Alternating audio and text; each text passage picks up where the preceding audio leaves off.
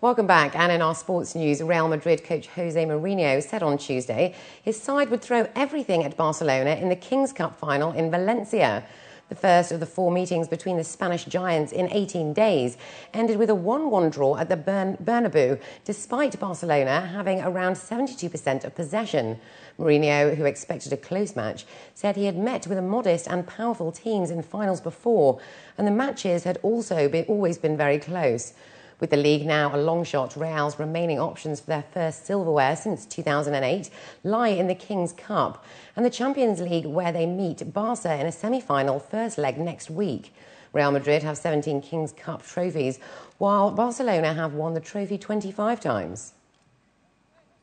Tottenham manager Harry Redknapp has said that he was looking forward to the North London derby match, as they usually prove to be very lively.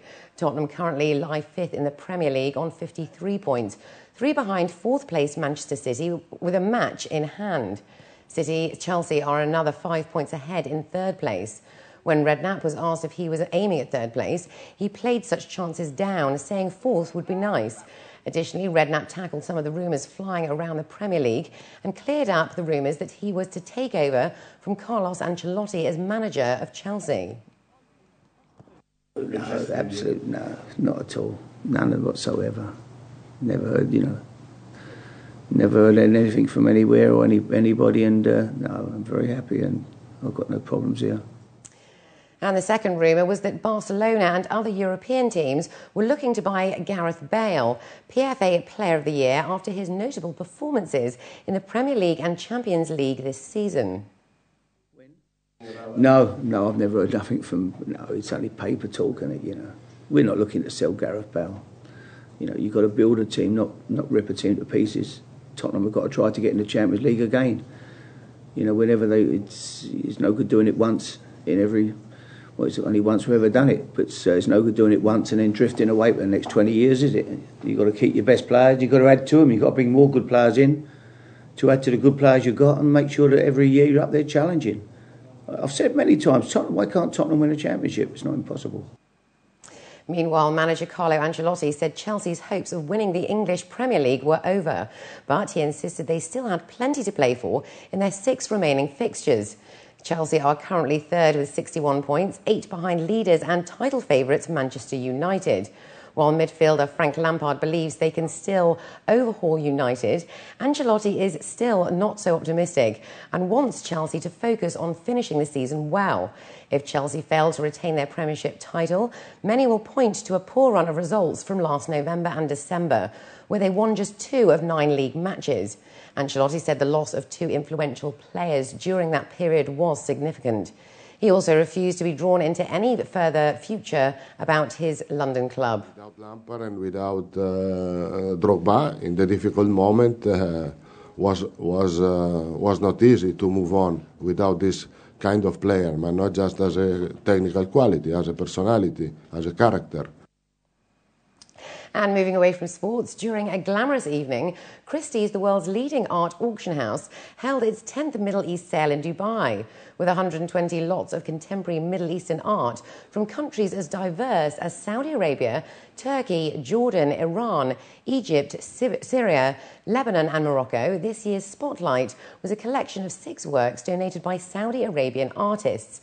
Showcased by Edge of Arabia, a grassroots initiative programme, the funds will be reinvested to boost educational programmes and seminars in Saudi Arabia and the region.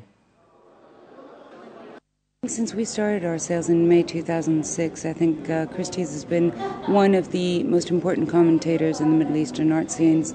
We've sold over 200 million of works of art, and this is actually, tonight marks a very special evening for us because it's our 10th season of sales.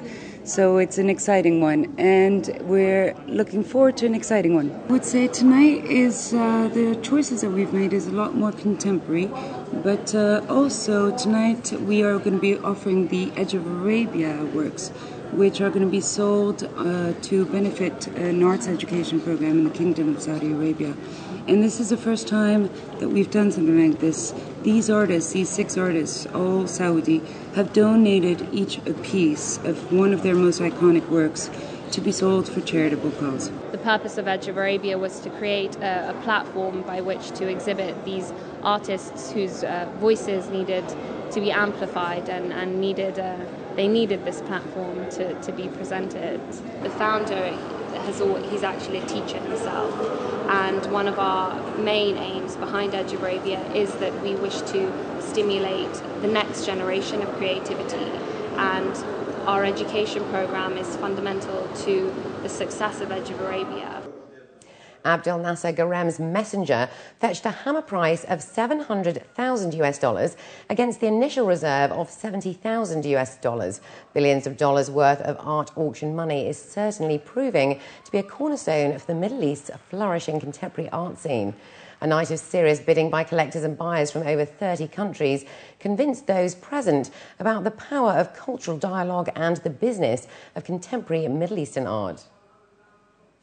The UAE National Centre for Meteorology and Seismology has warned motorists from fog on the roads of the city of Abu Dhabi in addition to Abu Dhabi-Dubai Road. And with that, let's take a look at the international and local weather forecast for tomorrow.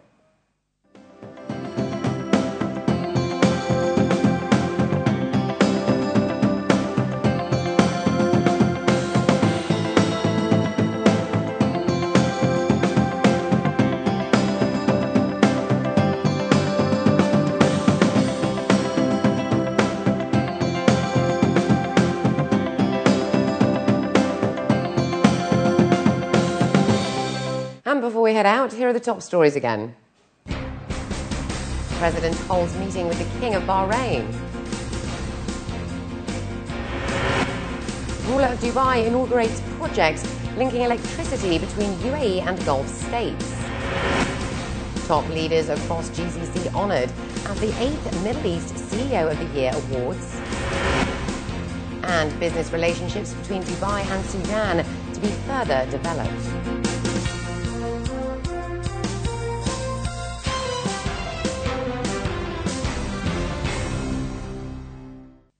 Well, that brings us to the end of the bulletin. As always, we'd love to hear your comments. You can write to us at news@city7tv.com, or why not call us on 04 367 2230.